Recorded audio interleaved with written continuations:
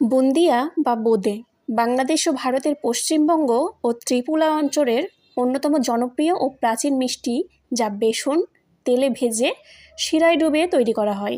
এর ইতিহাস সুপ্রাচীন। ধারণা করা হয় প্রায় 2000 বছর ধরে এই মিষ্টির প্রচলন রয়েছে। এটি মূলত একটি ভারতীয় মিষ্টি, যা ইফতারের জনপ্রিয় আইটেম এবং বিশেষ অনুষ্ঠানে পরিবেশন করা হয়। বুন্দিয়া বা বোঁদে ভারতীয় উপমহাদেশের অন্যতম প্রাচীন ও ঐতিহ্যবাহী মিষ্টি, যার উৎপত্তি 2000 বছর বা তারও বেশি আগে। প্রচলিত বুন্দিয়া বা বুরিন্দা শব্দগুলো শুদ্ধ রূপে বোঁদে বা বুদিয়া নামে পরিচিত। ছোট ছোট মুক্তদানার মতো ভাজা অংশগুলো একসাথে বা আলাদাভাবে এটি পরিবেশিত হয়। এটি বিশেষ করে পুরাতন ঢাকা এবং বিক্রমপুর অঞ্চলের ঐতিহ্যবাহী খাবারের অংশ। ক্ষুদ্রাকৃতির বুন্দিয়া থেকে মতিচুরের লাড্ডু তৈরি করা হয়। এছাড়াও এটি মিহিদানা নামেও পরিচিত। বুন্দিয়া বা বোঁদে মূলত ছোলার বেসন দিয়ে তৈরি করা হয় এবং এর স্বাদ ও সহজলভ্যতার জন্য এটি বাঙালির ঘরে ঘরে জনপ্রিয়। আর ঠিক সেই রেসিপিটা আপনাদের সাথে শেয়ার করছি। দেখতে পেলেন কিভাবে আমি এই বুন্দিয়ার যে বেসনটা আর কি, শুধুমাত্র বেসন আমি ভালো মতো ছেঁকে নিয়ে একটু পানি মিক্স করে একটা ব্যাটার তৈরি করে নিয়েছি। আর ব্যাটারটা অবশ্যই একটু সুন্দর মতো তৈরি করতে হবে, বেশি ঘনও করা যাবে না, বেশি পাতলাও করা যাবে না। সাথে চাইলে একটু ফুড কালারও অ্যাড করে যেতে পারে। এরপর আমি চুলায় বেশ পরিমাণে একটু তেল গরম করে নিচ্ছি, আর তেলে 1 চিমটি এই বুন্দিয়াটা দিয়ে দিচ্ছি। মানে এই ব্যাটার দিয়ে যদি এটি উপর দিকে ফুলে ওঠে, মানে ভেসে ওঠে, তাহলে বুঝবেন এই তেলটা একদম রেডি বুন্দিয়া বানানোর জন্য। এরপর একটি এই ছাঁকনি নিয়েছি একটু ফুটো ফুটো করা। আপনারা চাইলে বড় পরিমাণও নিতে পারেন। আর এখানে আমার যা ছিল সেটা দিয়ে আমি তৈরি করে দেখাচ্ছি আপনাদেরকে। এবং এই ব্যাটারটা যখন আপনি দিবেন, কোনো প্রকার ঝাঁকাঝাঁকি করবেন না বা নড়াচড়া করাবেন না চামচটা, তা নাহলেও কিন্তু এই বুন্দিয়ার লেজ বের হয়ে আসবে, তখন দেখতে খারাপ লাগবে না। আর এখানে যেহেতু গোল গোল মুক্তদানার মতো বানাচ্ছি, আর সে কারণে ধৈর্য সহকারে জাস্ট স্থিরভাবে এটি ধরে রাখতে হবে।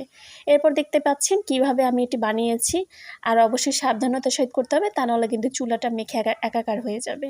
তারপর আমি আপনাদেরকে দেখিয়ে দিচ্ছি একটু রেড ফুড কালার দিয়ে কিভাবে আমি এটি বানাচ্ছি। আপনারা চাইলে যে কোনো ফুড কালার ইউজ করতে পারেন, যে কোনো রঙের ইউজ করতে পারেন।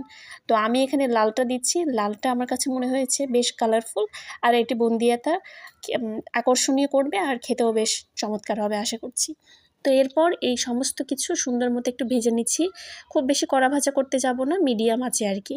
এরপর দুটো মিক্স করে নিলাম। আপনারা চাইলে এইভাবে সংরক্ষণ করতে পারেন। এরপর আমি দেখাচ্ছি কিভাবে চিনির শিরা এটি বানাবেন। আমি এখানে পর্যাপ্ত পরিমাণ চিনি দিয়ে দিচ্ছি, মানে যেটুকু আমি তৈরি করব আর কি। এরপর সে অনুযায়ী পানিও অ্যাড করে দিচ্ছি। আর পানিটা পরিমাণ মতো দিতে হবে। এটি ভালোভাবে ফুটতে দিতে হবে। সাথে একটু ফ্লেভারের জন্য আপনি চাইলে দিতে পারেন একটু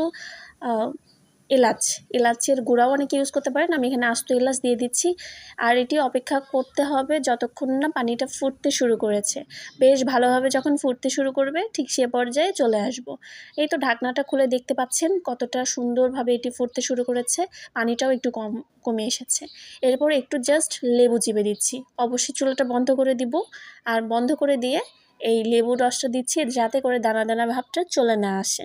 এরপর আপনি যতটুকু পরিমাণ বুন্দিয়া বানাতে চান, পানির অনুযায়ী একটু কম দিবেন, কারণ এটি যেহেতু ফুলে একটু রসটা ভেতরে ঢুকে যাবে, তখন কিন্তু একটু ড্রাই অলরেডি হয়েই যাবে। তো একটু চামচ দিয়ে ভালোভাবে মিশিয়ে নিচ্ছি যাতে সব দিকেই এটা ভিজে যায়। এরপর ঢাকনা দিয়ে অপেক্ষা করছি প্রায় 10 মিনিটের মতো। 10 মিনিট পরে আমি এটি পরিবেশন করছি। দেখতে পাচ্ছেন কেমন লাগছে। ইফতারিতে কিন্তু অবশ্যই বাড়িতে তৈরি করে খাওয়াবেন সবাইকে। ধন্যবাদ সবাইকে।